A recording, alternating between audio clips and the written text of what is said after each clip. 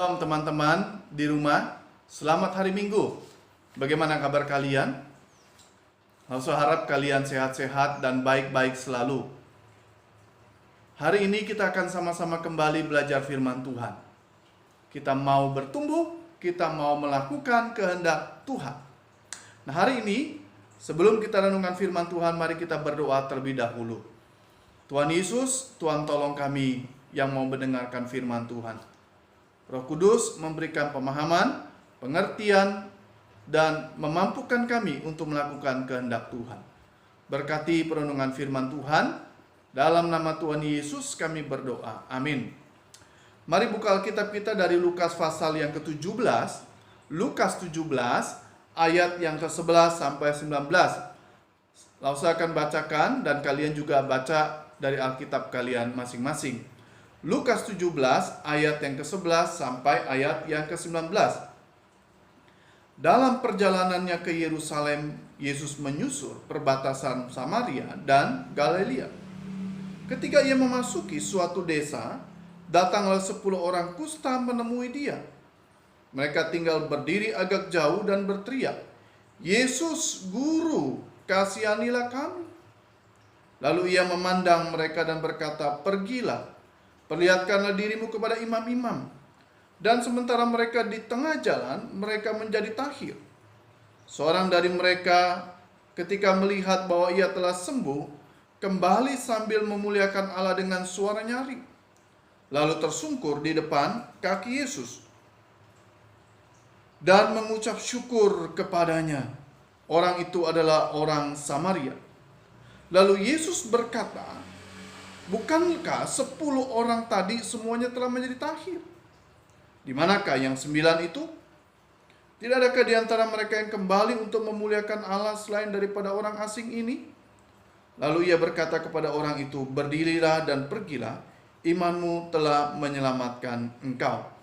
Tema kita hari ini adalah bersyukur atas kebaikan Tuhan. Nah, teman-teman, langsung mau tanya satu pertanyaan sederhana. Pernah gak kalian di dalam hidup kalian menyaksikan seorang teman atau orang lain yang sudah dibantu, sudah ditolong, sudah alami kebaikan dari seseorang, tetapi dia tidak pernah bersyukur? Dia tidak pernah berterima kasih sama orang itu. Pernah lihat seperti itu? Bagaimana sikap teman-teman? Bagaimana respon teman-teman kalau lihat orang begitu? Mungkin ada yang berkata, "Oh, nggak apa-apa lah, biasa itu, ya, hal sepele, nggak masalah." Ada mungkin yang berkata, "Nggak apa-apa lah, saya sering lihat itu, nggak apa-apa lah, saya juga lakukan." Saya lakukan juga, ya, kita lakukan juga ternyata. Nah, teman-teman, tentu umumnya ketika kita melihat orang, ya, atau kita membantu orang lain dan orang lain tidak pernah bisa membalas rasa terima kasih kita, rasa syukur kepada kita, kita pasti akan jengkel, bukan? Kita nggak senang, kita nggak suka hal itu. Itu bukan hal yang umum. Nah, teman-teman, kisah yang tadi kita baca, teman-teman, kita akan menyaksikan ada 2 jenis orang. Ketika dia sudah mengalami kebaikan, ketika dia sudah mengalami pertolongan, ada 2 respon yang berbeda. Yang pertama, kita lihat, ya, di dalam ayat yang ke-11, 12, ya. Teman-teman lihat di sini, Yesus pada saat itu mau ke Yerusalem, ya. Dia melintasi perbatasan antara Galilea dengan Samaria. Galilea ini tempatnya orang Yahudi, ya. Samaria ini adalah kelompok orang yang dilahirkan dari keturunan orang Yahudi dan bukan Yahudi atau perkawinan campur. Mereka bukan Yahudi asli. Orang Galilea dengan orang Samaria itu tidak akur. Orang Galilea atau orang Yahudi ini membenci orang Samaria. Mereka tidak suka kepada orang Samaria. Nah, Yesus menyusuri perbatasan antara Galilea dengan Samaria. Nah, teman-teman lihat di dalam ayat ke-12. Ketika Yesus memasuki suatu desa, datanglah 10 orang kusta menemui dia. Mereka tinggal berdiri agak jauh. Saudara, waktu Yesus memasuki sebuah desa, lalu kemudian muncul 10 orang. 10 orang kusta. Nah, teman-teman pernah lihat orang sakit kusta? Apa itu sakit kusta? Sakit kusta itu adalah penyakit yang disebabkan oleh bakteri. Ya. Saudara, orang yang sakit kusta, teman-teman, itu umumnya adalah mereka mereka mati rasa karena menyerang otot-otot sendi-sendi. Ya. Saudara, teman-teman, tangannya itu bisa kemudian satu persatu putus, teman-teman. Orang kalau kena sakit kusta, teman-teman, mereka memegang panas, menyentuh barang-barang yang panas, nggak berasa sakit. Tiba-tiba tangannya sudah terbakar, tangannya sudah meleleh, tangannya sudah sudah rusak, mengerikan. Nah, bagi orang di zaman Tuhan Yesus, teman-teman, orang sakit kusta itu dianggap orang yang dihukum Tuhan, orang yang dikutuk Tuhan. Aduh, mengerikan. Ya. Ini adalah penyakit hukuman, penyakit yang karena dia berdosa, karena itu dia dihukum. Nah, ini pemikiran orang zaman dulu, teman-teman ya. Orang kalau sakit selalu dikit-dikit dikaitkan karena dosa. Padahal menurut medis kesehatan hari ini, orang sakit kusta ini karena bakteri. Nah, orang sakit kusta di zaman itu, teman-teman tahu, mereka harus tinggal di luar desa. Mereka nggak boleh tinggal di dalam kota atau di dalam desa bersama-sama dengan penduduk yang lain. Nggak boleh. Mereka harus diasingkan. Mereka harus tinggal sendirian di luar kota. Ya. Lalu bagaimana makannya? Minumnya? Warganya akan mengantar, menaruh di satu tempat makan dan minum itu, lalu mereka akan makan dan minum. Mereka tinggal, dibuatkan gubuk-gubuk di daerah, di luar desa, ditinggal di tempat yang jauh. Kasihan sekali mereka. Lalu teman-teman tahu, orang yang sakit kusta, ketika bertemu dengan orang sehat, mereka harus berteriak, najis, najis, najis, najis, najis. Kenapa?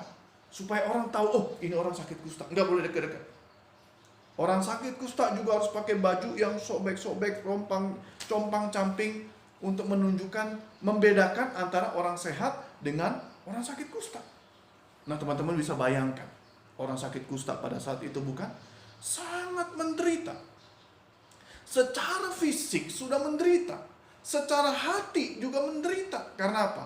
Mereka terasing, mereka dipisahkan, mereka terbuang. Ya, kasihan sekali.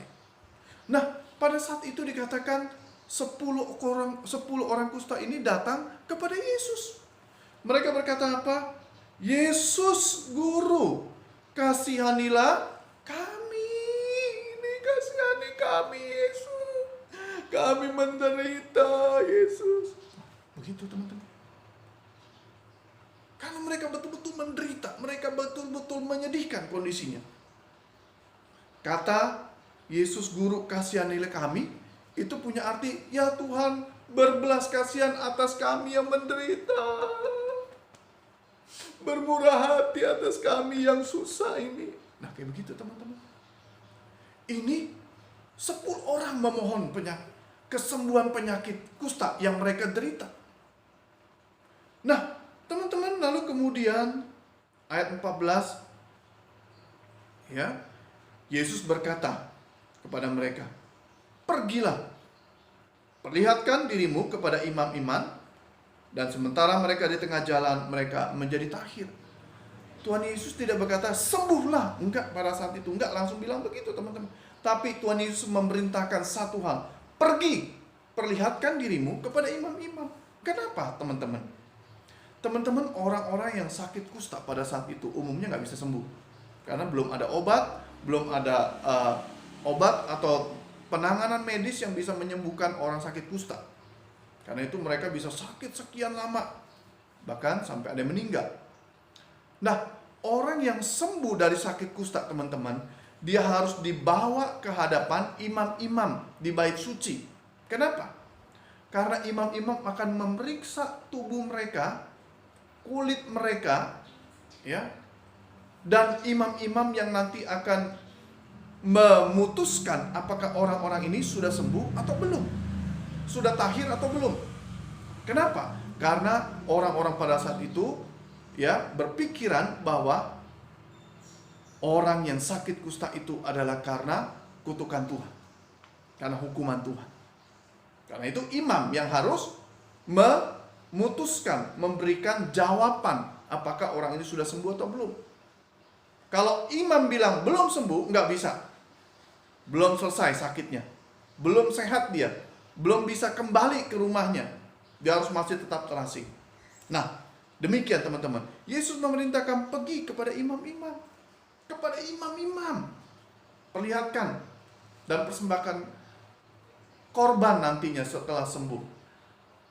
Nah, tapi teman-teman, Alkitab memberitahukan kepada kita ayat 14, coba teman-teman lihat, ya. Dan sementara mereka di tengah jalan, mereka menjadi tahir. Wah, luar biasa teman-teman. Menjadi tahir di sini artinya fisik mereka sembuh, sakit mereka sembuh, penderitaan mereka lenyap, total sembuh, tanpa obat, tanpa ada yang memberikan makanan minuman tertentu, tubuh mereka betul-betul sembuh. Dan kesembuhan ini karena apa? Kuasa Yesus. Kuasa Yesus yang ada pada dalam diri Yesus itu memberikan kesembuhan, memberikan pertolongan, memberikan pemulihan dari sakit penyakit mereka. Luar biasa teman-teman. Yesus kenapa bisa menyembuhkan? Karena dia Tuhan. Selain dia manusia, dia Allah yang sempurna. Dia Allah yang maha kuasa. Dia sanggup menyembuhkan. Teman-teman ketika sakit, teman-teman harus berdoa, minta Tuhan Yesus sembuhkan, minta tolong Tuhan Yesus dengan iman, dengan sungguh-sungguh. Tidak takut, tidak khawatir, tidak ragu, tapi minta Tuhan Yesus sembuhkan, dan Tuhan Yesus pasti akan menolong teman-teman. Nah, teman-teman, lalu apa yang terjadi setelah ke-10 orang ini disembuhkan? Nah, teman-teman lihat di dalam ayat yang ke-15. Ayat 15 di sana dikatakan seorang dari mereka ketika melihat bahwa ia telah sembuh kembali sambil memuliakan Allah dengan suara nyaring. Luar biasa. Hanya ada satu orang teman-teman. Satu orang kembali. Untuk apa? Memuliakan Allah dengan suara nyaring, dengan begitu gembira, dengan begitu senang, dengan begitu bahagia dia memuliakan Allah. Ah, teman-teman, yang 9 mana? Yang 9 gak kembali. Pertanyaannya, menurut teman-teman, kenapa yang 1 kembali, yang 9 tidak? Teman-teman bisa jawab? Coba, kenapa yang 1 kembali, yang 9 tidak kembali? Sama-sama sembuh bukan? Sama-sama sehat kan? Sama-sama ditolong Tuhan Yesus bukan? Sama-sama lepas dari penderitaan kan? Tapi kenapa cuma 1? Nah, teman-teman lihat di dalam ayat 15. Perhatikan kata ketika melihat bahwa ia telah sembuh. Perhatikan, melihat bahwa ia telah sembuh. Nah, teman-teman perhatikan kata telah sembuh di sana. Teman-teman, kata telah sembuh di sana bukan saja sekedar punya arti sembuh secara fisik, secara jasmani. Tetapi rupanya kata sembuh di sana itu punya arti kiasan lain adalah sembuh secara rohaninya dari dosa. Ia dibebaskan dari dosa. Dia sudah diampuni. Dia sudah diperbaharui. Jadi kesembuhan Yang dialami itu kesembuhan dua macam, teman-teman. Yaitu kesembuhan fisik dan kesembuhan rohani. Kesembuhan jasmani, kesembuhan rohani. Ini yang membuat orang itu, teman-teman, tahu, dia bisa bersyukur kepada Tuhan. Teman-teman, orang kalau dia hatinya disembuhkan oleh Tuhan Yesus, bukan sekedar fisiknya, dia bisa kemudian mengucap syukur kepada Tuhan. Dia bisa berterima kasih kepada Tuhan. Yang 9 ini, teman-teman lihat, mereka hanya disembuhkan secara jasmani. Sembuh dari kusta, tetapi rohaninya belum sembuh. Ya. Nah, ini bedanya. Teman-teman, kenapa ada orang susah berterima kasih, mengucap syukur kepada Tuhan? Karena mungkin rohaninya belum sembuh. Dia belum diampuni dosanya.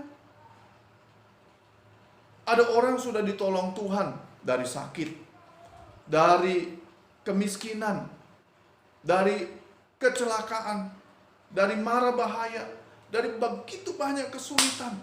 Tetapi kenapa dia tidak bisa bersyukur kepada Tuhan? Dia tidak bisa memuliakan Tuhan. Karena rohaninya belum sembuh. Nah, orang yang tadi satu orang itu datang, dia memuliakan Tuhan. Kenapa? Karena ia melihat dirinya telah sembuh. Ia melihat rohaninya telah menjadi baik. Ya, teman-teman, baru kemudian dia bisa memuliakan Tuhan. Nah, teman-teman hari ini susah gak bersyukur sama Tuhan?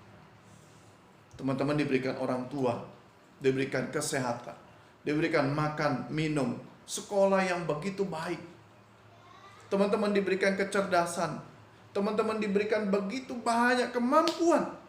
Pernah gak teman-teman bersyukur kepada Tuhan Yesus? Berterima kasih kepada Tuhan, memuliakan Tuhan? Atau teman-teman justru bersungut-sungut, tidak ingat kebaikan Tuhan, tidak berterima kasih kepada Tuhan? Teman-teman ingat, Tuhan baik, Dia mengasihi kita, Dia mati buat kita, Dia menyelamatkan kita. Sudah seharusnya kita bersyukur dalam segala hal kepada Tuhan. Teman-teman bisa makan, teman-teman bisa sekolah, teman-teman masih diberikan kesehatan, perlindungan, ya. Kedua orang tua, rezeki, ya, pakaian yang baik. Semua adalah karena kebaikan Tuhan. Kita harus bersyukur kepada Tuhan. Nah, teman-teman, Tuhan Yesus kemudian bertanya kepada orang yang satu itu. Orang itu ternyata orang Samaria. Tadi ingat, orang Samaria adalah orang apa? Orang yang dianggap bukan suku asli Yahudi, bukan orang Yahudi asli. Mereka dibenci oleh orang-orang Yahudi. Mereka dianggap sebagai orang berdosa. Nah, orang yang berdosa ini yang datang kepada Yesus, orang Samaria. Dan Yesus bertanya, kemana yang lain? Bukankah tadi ada 9 yang lain juga yang ikut sembuh? Kemana mereka? Di mana mereka? Ya. Saudara sekalian, lalu kemudian Yesus berkata kepada orang Samaria ini, berdirilah, pergilah, imanmu telah menyelamatkan engkau. Luar biasa. Teman-teman, hari ini kita belajar satu kebenaran penting. Bahwa seseorang kalau dia sudah diampuni dosanya, dia sudah menyadari kebaikan Tuhan yang besar dalam hidupnya, rohaninya sudah disembuhkan, baru kemudian dia bisa bersyukur dengan sungguh-sungguh kepada Tuhan. Hari ini kalau teman-teman belum bisa bersyukur kepada Tuhan, teman-teman masih lebih sering bersungut-sungut. Teman-teman sulit berterima kasih kepada Tuhan, kepada orang lain, kepada papa, mama, kepada teman-teman yang baik kepada kita.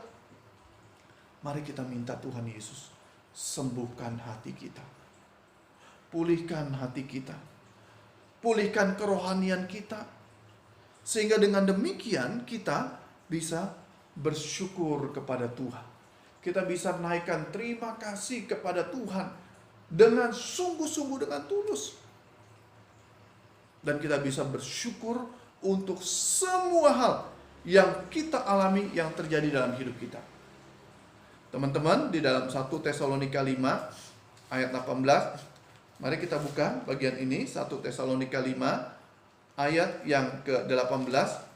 Firman Tuhan memberitakan kita apa? Mengucap syukurlah dalam segala hal, sebab itulah yang dikehendaki Allah di dalam Yesus Kristus bagi kamu. Mengucap syukurlah dalam segala hal. Jadi Tuhan mau orang yang percaya, orang yang sungguh-sungguh mengasihi Tuhan Yesus, itu mengucap syukur dalam segala hal. Kiranya teman-teman boleh mulai hari ini belajar bersyukur dan berterima kasih kepada Tuhan serta kebaikannya. Mari kita berdoa. Tuhan Yesus, terima kasih kami boleh belajar tentang 10 orang kusta. Tuhan, ajarlah kami mengucap syukur kepada Tuhan. Tuhan, tolong kalau kami sulit mengucap syukur karena rohani kami belum didamaikan oleh Tuhan, rohani kami belum diperbaharui di dalam Tuhan.